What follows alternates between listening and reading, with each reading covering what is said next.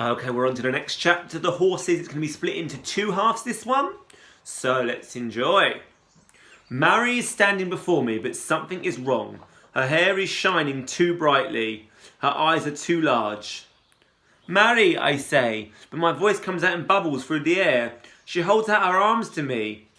Amy, can you help me? Two limp fish are growing from her wrists, their eyes flat and dead in the moonlight. I back away as she advances.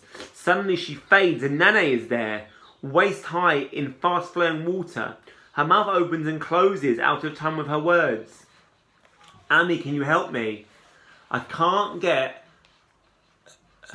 to her in time. The river is rising, and as I reach out, all I scoop is up is water, and I'm calling her. Amy, can you hear me? Mary's voice is back, and Nane is fading into a slow light. Amy, can you hear me? I'm beginning to feel my body again, drawing itself up around me, as if through mud. Nane is gone. Amy, wake up! I open my eyes, and Mary is there, really there, in a colourless, uncertain morning light, nudging me. My hand is trailing in the river, numb with cold. I pull it out and sit up, shaking my head to get rid of the images. You were having a bad dream, she says. Kidlak is clinging to her tunic. He is frightened. It's all right, I was asleep, I say, more to myself than to him. It was just a dream. But it felt true, in the way that horrible dreams do. Though I can see for myself that Nane is not there and Mary has one hand that looks like mine and another that is nothing like a fish. We should go, she says, holding out a piece of jackfruit. The sweetness hits my nostrils and turns my stomach, but my mouth is horribly dry. I take it and eat as Mary pockets the fish-gutting flint and brings me the basin to retie my back. As I do so, the vision of Nane waist-deep in water arises and clings to my skin, and it must show in my face because Mary pulls Kidlat along in my wake without another word. The heat is increasing every minute, the air full of that thickness that means the rains are another day closer. The sky is a smooth grey through the trees above us. The sun's light flattened across the tops of the clouds that formed in the night. I focus on the river, the way it is flowing from Coulion town, and how every step upriver is a step closer to Nane. I try very hard not to think of her in pain, in the hospital, surrounded by strangers from the places outside. Amy, can we slow down a bit? I turn around and see Mary and Kidlat far behind. I thought I'd only walked a short way, but I can no longer see the clearing where we slept. Only more and more branches and trunks and beams of sunlight pushing down like fingers through the shade. I stop and take a few deep gulps of air as they catch up. My body feels tight and my hands are shaking. I bunch them into fists so Mary won't see. But of course she notices. I liked her watchfulness when I met her. But right now it feels like nosiness. Kidlat seems to have decided she is his new favourite, and something approaching anger wells inside me. When we arrived in Coron, it was my hand he reached for. Now Mary is shielding him slightly, as if I'm a snake. She barely knows him. And why did he follow us in the first place? We could be moving far faster without him.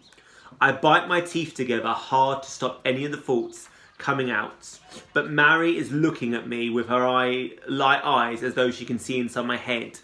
I turn away without a word and carry on along the river, shortening my stride and feeling angrier with every step.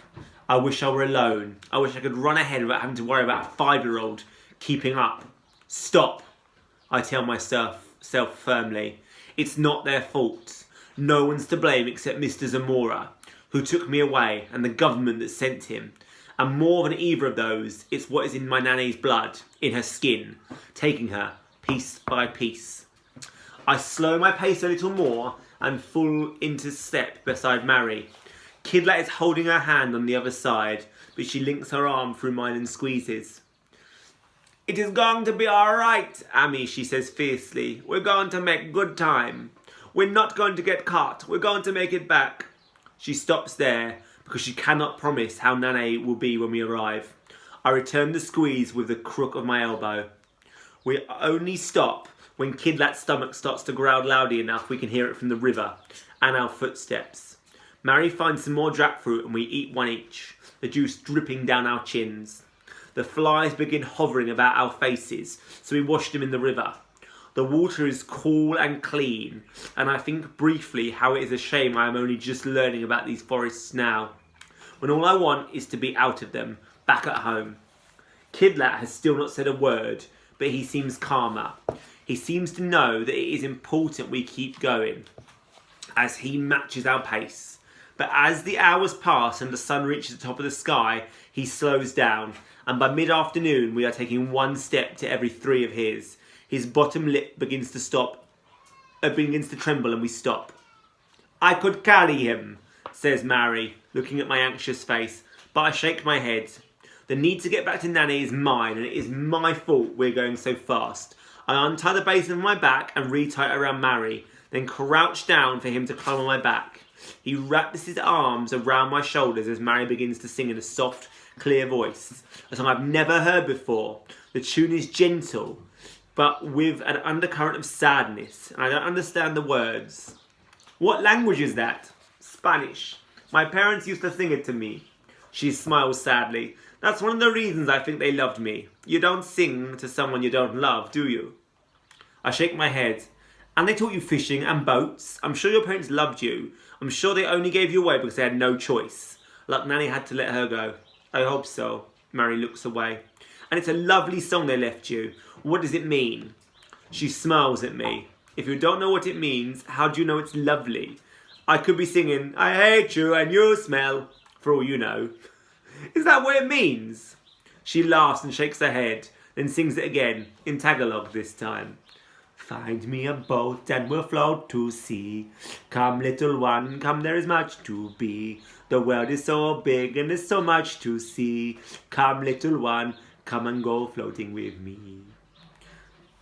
So I'm going to leave it there because you probably need to recover from my singing. And we're going to go on to this chapter part 2. I like that Amy realised that this dark side of her was coming out again, and she withdrew it. She remembered these people aren't the enemy here. They're her friends. Be kind. We all have our dark side come out sometimes, and it's important that we push it back in and remember that we are all good people. Right? Brace yourselves for chapter The Horses Part 2.